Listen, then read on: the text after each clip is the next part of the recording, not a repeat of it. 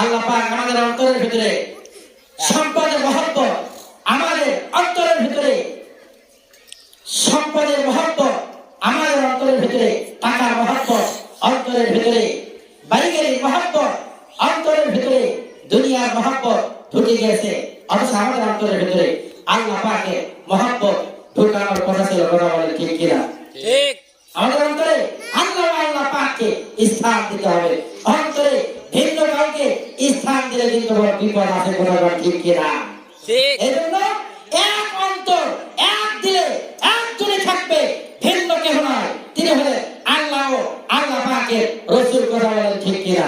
আল্লাহ পাক থাকবে আমার আপনার অন্তরে, এরপরে থাকবে আমার আপনার অন্তরে রাসূল, এরপরে থাকবে আমার আপনার অন্তরে আমার মা, আমার বাবা, এরপরে থাকবে আমার আপনার অন্তরে নেককার বিবি। কথা বলেন ঠিক কিনা? ঠিক। বিবি না বান্ধবী? বিবি। এখন বিবি না বান্ধবী? বিবি। আমার অন্তরে থাকবে নেককার বিবি।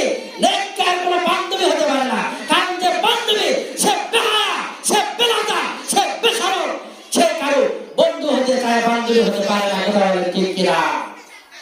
তুমি ছাড়া এই হৃদয় আমার যেন মৃত দেহ,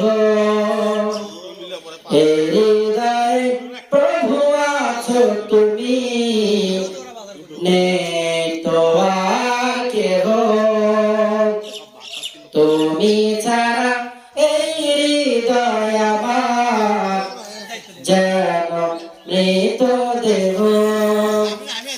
তুমি খালিক, তুমি মালিক, তুমি সুবহান, মেহেরবান মেহেরবান, তুমি খোদা মেহেরবান। হাত তুলেছি প্রভু আমি তোমার দরবারে, মাফ করে দাও দয়ার সাগর তুমি আমারে। জাহান্নামের ভয়ে আমি থাকি পেরেশান,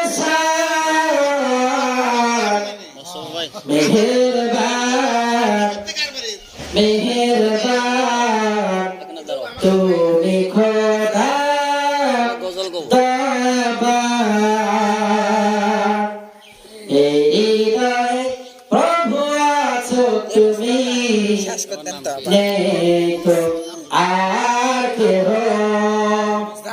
তুমি ছাড়া এই হৃদয় আমার যেন মৃত দেহ।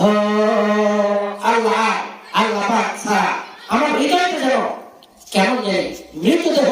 কারণ যেই দিলে আল্লাহ নেই, যেই দিলে রাসূল নেই, যেই দিলে কোরআন নেই, যেই দিলে সুন্নাহ নেই, ওই দিন তো দিনই নয়, ওই দিন তো অন্ধকার একটা ঘর। কথা বলে ঠিক কিনা? যেই দিলে কোরআন নেই, যেই ঘরে কোরআন নেই, যেই ঘরে সুন্নাহ নেই, যেই ঘরে নামাজ নেই,